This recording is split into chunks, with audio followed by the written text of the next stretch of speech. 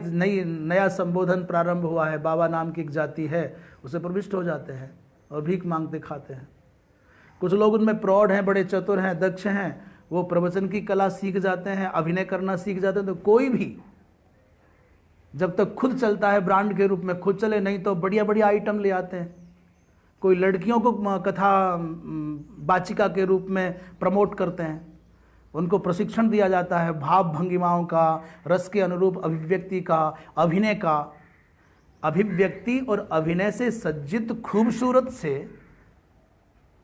कोई ढूंढे जाते हैं और फिर दूर दूर तक हमारी पहुंच हो जाए।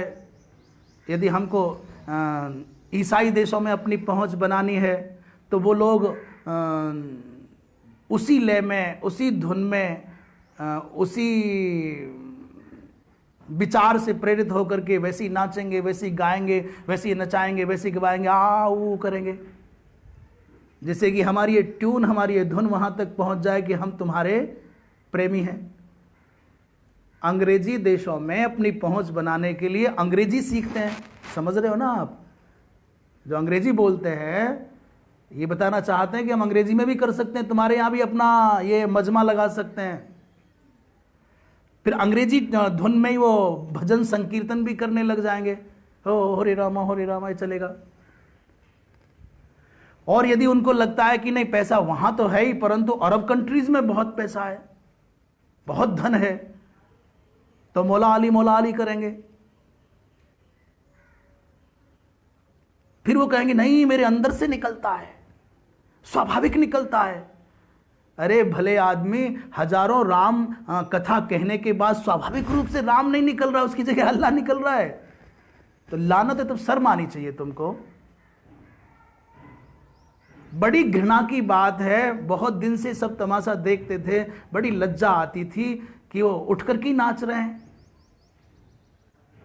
काले कपड़े ओढ़ करके वो अली मौला चल रहा है। अरे तुम कोई भी क्यों ना हो, पर याद रखना ये प्रसिद्धि, ये प्रतिष्ठा पचती नहीं है तो विनाश की ओर ले जाती है, ये पतित बनाती है। और तुम दावे के साथ में बेशर्म होकर के, निर्लज्ज होकर के, क्योंकि तुम्हारे साथ में एक समूह तैयार हो गया पागलों का, फ्री की रोटी दोगे, फ्री का आवाज दोगे, भीड़ बहुत है चली आएगी, गाने सुनाओगे। जितने भी निर्लज्ज निकम्मे लोग धर्म के नाम पर, सनातन धर्म के नाम पर, रामकृष्ण के नाम पर ऊंचाइयां पाकर के बौरा गए हैं, उन सबको सावधान हो जाना चाहिए। पाखंड बहुत समय तक चलने वाला नहीं है।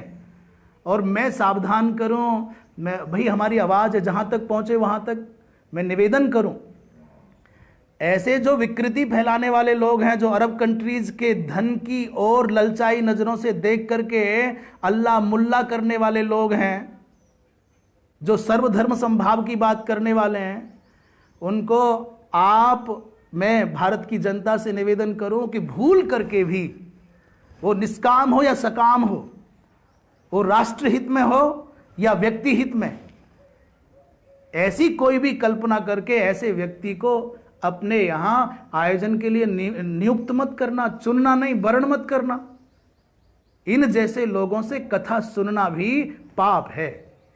अब बहुत ज्यादा नहीं कह सकते, हो चाहे स्त्री हो चाहे पुरुष हो, कोई क्यों ना हो, पहले तो मर्यादा होनी चाहिए ना, व्यास गद्दी पर कौन बैठे कौन ना बैठे।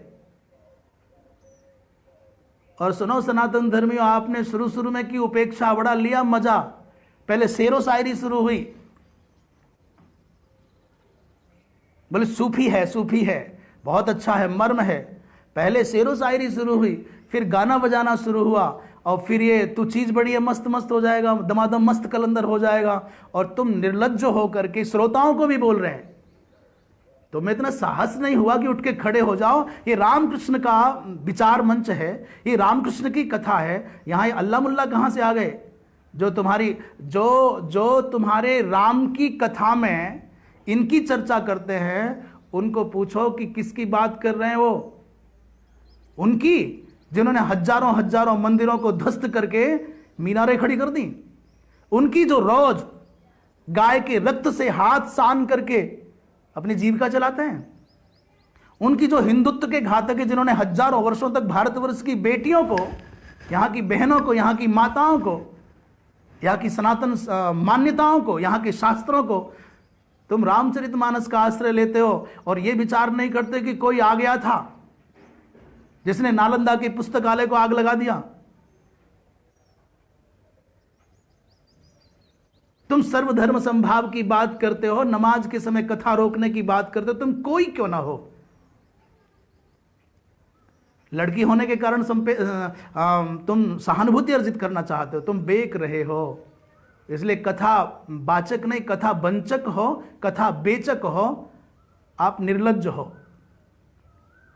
और डूब मरना चाहिए चुल्लू भर पानी में, तुमको भी और तुमको प्रोत्साहन देने वालों को भी, तुम्हारा समर्थन करने वालों को भी और उनको भी जो तुम्हारे जैसे लोगों से कथा कराते हैं, कथा सुनते हैं। हर हर महादेव।